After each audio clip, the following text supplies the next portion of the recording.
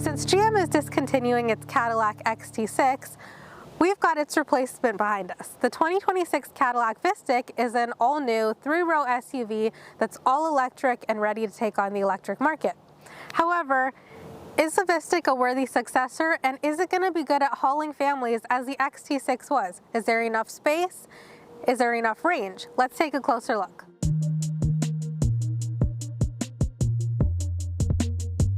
Now that we're in the 2026 Cadillac Vistiq, let's get started. You may have noted already that if you've seen the front of the Vistiqs, there is no on and off button right here, or anywhere to be seen. That's because as long as you have the keys and you sit in the car, once you put your foot on the brakes, the car starts, it's all ready to go. Do I wish there was a start-stop button? I prefer it. I'm not really sure what the point is of not having one at all. However, it seems like they removed one button, which I am assuming to make life easier for those who don't want a button.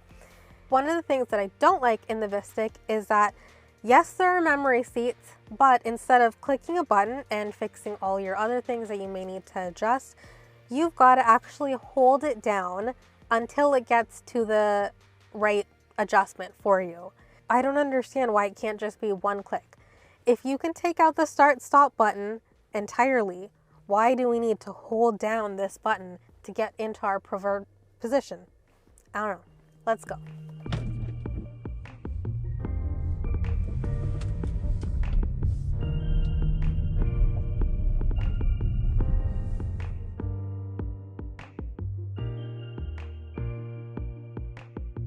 So one of the things you may note in this video is that I'm not a huge fan of the Vistiq.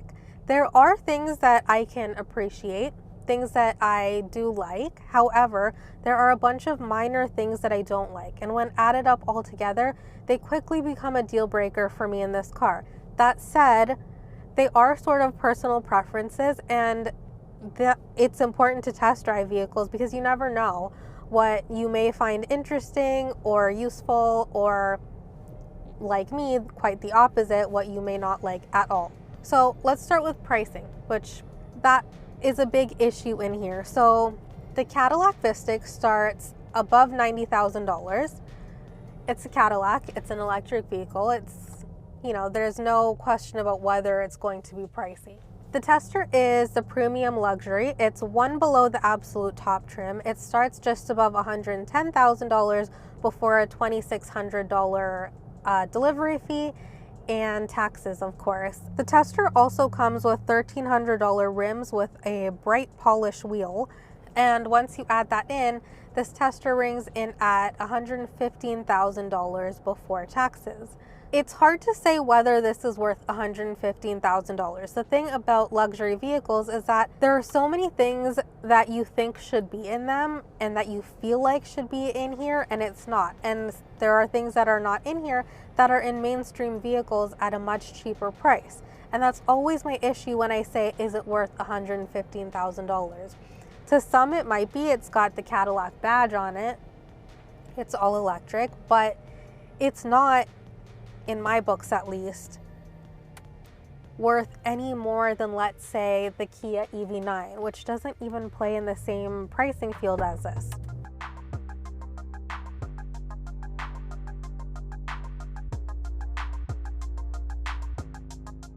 The 2026 Cadillac Vistiq is powered by a dual motor all-wheel drive system that includes a 102 kilowatt-hour battery pack.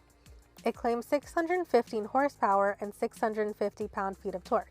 Again, super powerful. It's got a maximum range of 483 kilometers, and to be quite honest, I think we're sort of on track for that. I've driven this vehicle for quite a bit over the week and haven't had to take it to charge yet. If you are looking for more information on that, check out our post online because I'll have a little more details of charging and how it went. Cadillac says a level 2 charger can add 34 to 75 kilometers of range per hour, while a DC fast charger will add up to 127 kilometers of range in as little as 10 minutes. Okay, let's talk about the drive. Obviously, it's a super smooth drive. It's a Cadillac, it's an EV, it's quiet. The 2026 Vistiq is extremely powerful. It almost kind of makes you feel like you're in a racing video game. A slight touch on the accelerator and you're flying forward, and that'll happen in reverse too, so be cautious of that. Some people may like all that power. I don't really care for it or need it in a 3-row family car, but it comes in handy when you're passing on the highway. You can speed up a lot faster to get around someone.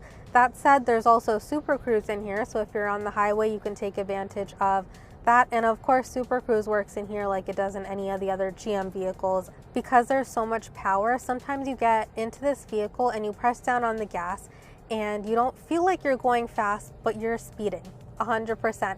If you're in a zone that's got a pretty low speed limit, I would every once in a while double check that your speed limit is where it's supposed to be, because this car feels like it's going slow, but it's actually going fairly quickly. When Brian Harper reviewed the Vistiq, I noted that he said it drives smaller than it is. I actually feel the opposite. It drives bigger than it is. However, it's got really good cameras in here and sensors, and the backup camera is really, really great and gives you an amazing view. So it's pretty simple to park, whether it's reverse parking or parallel parking. It won't be that difficult. That said, I am having an issue with the B pillar right here. When I turn back, and again, this is a me problem because I'm short and my seat is in a very specific position. However, when it's in that position and I look back to my blind spot, I can't see anything. I'm just blocked by a huge B pillar, unfortunately. The seats in here are actually pretty comfortable. I wouldn't say they're the most comfortable seats I've ever been in. You can adjust them in so many different ways, but like I said, if you've got your seats attached to memory seating, then when you get in, you'll have to hold down that button to fix it to your preferred adjustments. The rear seats are actually fairly comfortable. The seats aren't that heavy, so my kids can easily get in back there, whether it's straight to the third row through the middle, or if you've got to put the seat down. If you've got car seats latched into those captain's chairs in the second row, then you'll be using that middle pass-through quite a bit more often, because you don't want to be taking out car seats out of the second row every time you need to get someone into the back. Speaking of the back, the third row passengers have quite a bit of legroom, especially if there's not someone overly tall sitting in that second row.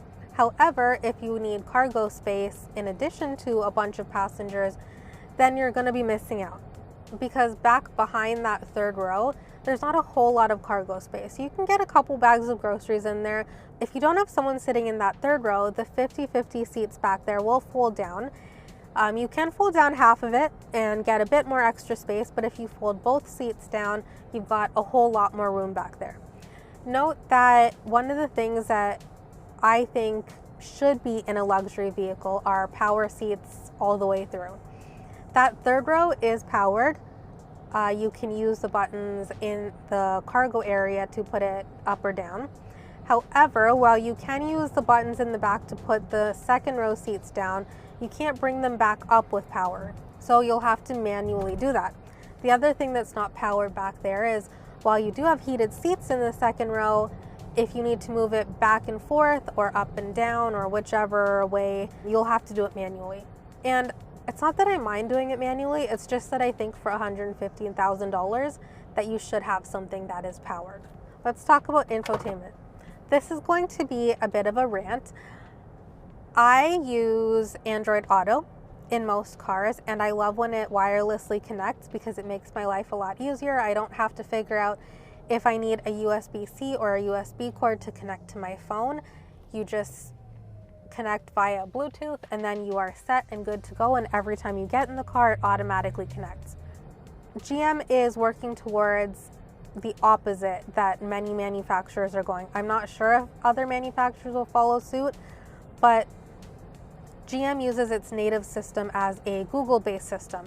And so in here, unless you have a cord, you cannot wirelessly connect to Apple CarPlay or Android Auto. I think that is a bad move. If you are someone who has driven new cars recently, then I think you'll be missing that option. And again, in a car that costs well over $100,000, I think you should have that option. If you want to be able to connect wirelessly or not. That said, the Google-based system does work really well.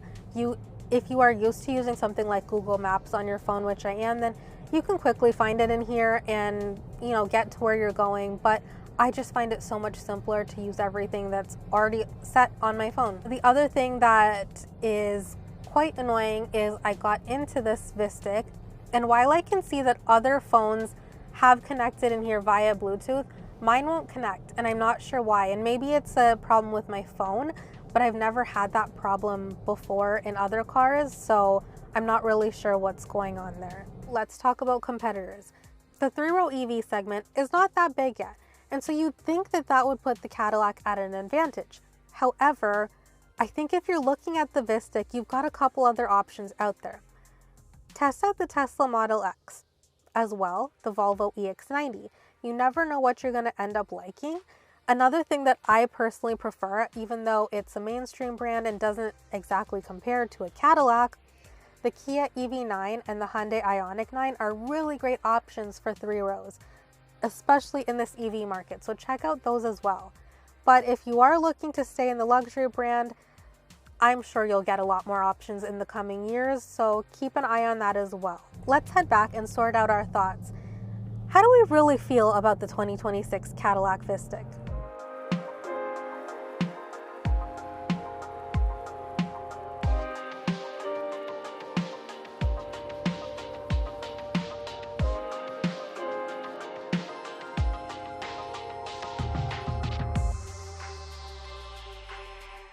The 2026 Cadillac Vistiq, it's an okay car. It's pretty spacious, it's got pretty comfy seats, it does what a lot of other cars can do, and that's sort of the issue here. It's got some things that are deal breakers for me, such as this memory seating here and all of these touchscreen options up here that I would rather have buttons for. However, if you are in the market for a 3-row EV, I would say to check this out because you never know if you'll like it or not until you give it a test drive. So, is the Vistiq a worthy successor to the XT6? Well, I mean, you'll get way more power than in the XT6, but there are things that are missing in here. Personally, I like the XT6 because it didn't have all these screens. It wasn't as updated as this. I also personally like something like the Mitsubishi RVR, which doesn't compare to this in any way or sort, but it's got buttons and it's easy to use, and I wish we would sort of take a step back with all this new technology. However, some people may prefer the extra technology that you do get in the Vistiq, and if that's the case, then I do think that you should take it for a test drive because you never know what you might like or not like. For Driving.ca, I'm Renita Narain. For more EV news and reviews, check us out on our website or on social media.